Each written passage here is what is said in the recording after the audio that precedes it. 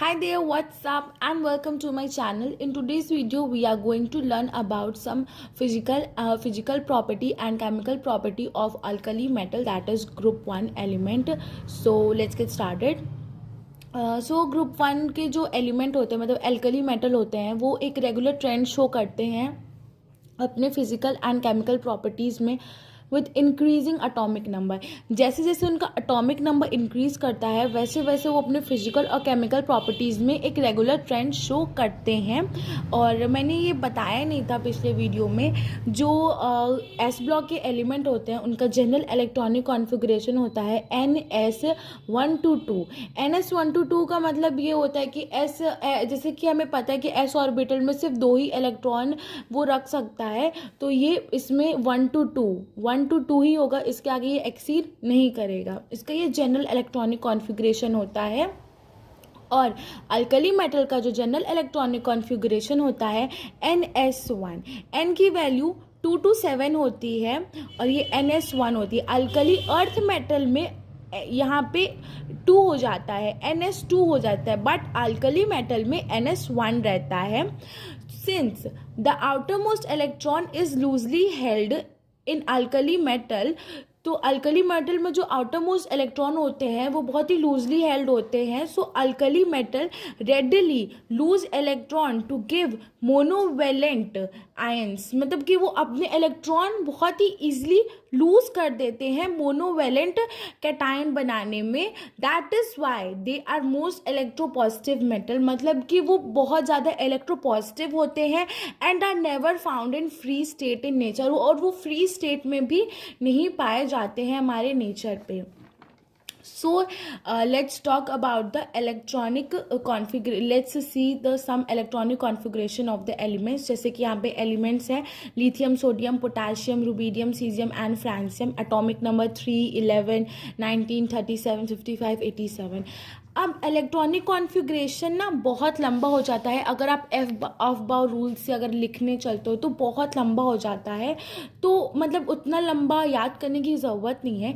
इसलिए आप ऐसे याद कर सकते हो, हीलियम 2s1, लिथियम का 2s1. अगर आप इसको थोड़ा एलैबोरेट करके लिखोगे तो 1s2 2s1. 1s2 electronic configuration होता है हीलियम का, इसीलिए हम लोग हीलियम 2s1 लिख सकते हैं. और आप देख सकते हो सबके इलेक्ट्रॉनिक कॉन्फ़िगरेशन में NS1 और N की वैल्यू 2 to 7. जैसे मैंने यहाँ पे पहले आपको शो की थी N की वैल्यू 2 to 7, तो फिर आप यहाँ पे भी देख सकते हो जो N की वैल्यू होती है वो 2 to 7 होती है. इसी तरह आप पोटाशियम का कर सकते हो, argon 4s1, krypton 5s1, xenon 6s1 and radon 7s1 francium का होता है. ज़्यादा आप अगर सोचोगे कि मैं एकदम एलैबोरेट करके इसको याद कर लूँ तो उसका कोई मतलब नहीं बनता है ना, बस आपको ऐसे इसका जनरल इलेक्ट्रॉनिक कॉन्फ़िगरेशन याद कर लो. So now let's talk about the atomic radii. Alkali metal have the biggest atomic radii in the respective period. मतलब कि अल्कली मेटल मतलब कि जिस भी पीरियड में प्रेजेंट होता है उसमें उसकी जो एटॉमिक साइज होती है वो सबसे बड़ी होती है. और atomic radii increases as we go down the group due to addition of new shell. मतलब कि जैसे जैसे हम लोग नीचे जाते हैं, लिथियम टू अगर हम लोग फ्रांसियम जाते हैं, या फिर फ्रांसियम को तो हम लोग रेडियो एक्टिव होता है, लिथियम टू सीजियम अगर हम लोग जाते हैं तो देखेंगे ना कि साइज इनकी इंक्रीज करती जाती है, क्योंकि नए नए शेल्स आके जुड़ते रहते हैं. अब बात करते हैं आयनिक रेडियाई के बारे में. जो अल्कली मेटल होता है ना वो अपने आप को पॉजिटिव चार्ज्ड आयन में चेंज कर देता है अपने एक इलेक्ट्रॉन को लूज करके. सो वो कैटायन फॉर्म करता है. The monovalent ion are smaller than that of the parent atom. मतलब कि जो जो मोनोवैलेंट आयन होते हैं वो अपने पेरेंट एटम से छोटे होते हैं। जैसे कि अगर आप कैटाइन, मतलब कि ये कैटाइन फॉर्म करता है अल्कली मेटल इलेक्ट्रॉन, उसका जो कैटाइन का जो साइज होता है ना, उनके पेरेंट एटम से छोटा होता है, क्योंकि वो अपने एक इलेक्ट्रॉन को लूज करके कैटाइन बना रहे हैं ना। और एनायन का जो साइज होता है उनके पेरेंट एटम से ज़्यादा होता है। क्यों? क्योंकि वो इलेक्ट्रॉन को गेन करते हैं। सिंपल सी बात है। तो ये कैटायन फॉर्म करता है। और अगर एटॉमिक रेडियाई इंक्रीज कर रहा है डाउन द ग्रुप, तो आयनिक रेडियाई भी इंक्रीज करेगा। अब बात करते हैं अल्कली मेटल के डेंसिटी के बारे में। इनकी जो डेंसिटी होती है ना, मतलब कि ये लो डेंसिटी होती है। And lithium is the lightest known element, मतलब लिथियम जो सबसे मतलब कि हल्का मेटल होता है।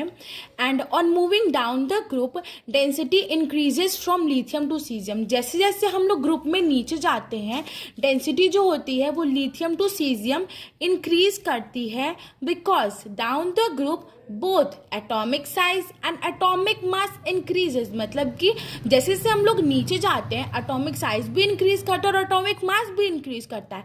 But the effect of increase in atomic mass is more as compare to increase in the atomic size. इसका मतलब ये होता है जैसे कि डाउन द ग्रुप दोनों चीज इंक्रीज कर रहा है, साइज भी इंक्रीज कर रहा है, मास भी इंक्रीज कर रहा है। बट जो एटॉमिक मास का जो इंक्रीज होता है, इंक्रीमेंट होता है ना, वो ज़्यादा होता है as compare to increase in atomic size.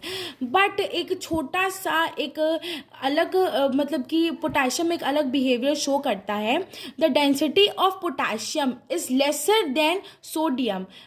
Potassium तो सोडियम से नीचे आता है, तो पोटेशियम की तो डेंसिटी ज़्यादा होनी चाहिए थी सोडियम से, लेकिन पोटेशियम की डेंसिटी कम होती है सोडियम से, because of the abnormal increase in the size from moving down sodium to potassium. मतलब कि एक एबनॉर्मल इंक्रीज होता है साइज में सोडियम टू पोटेशियम की तरफ।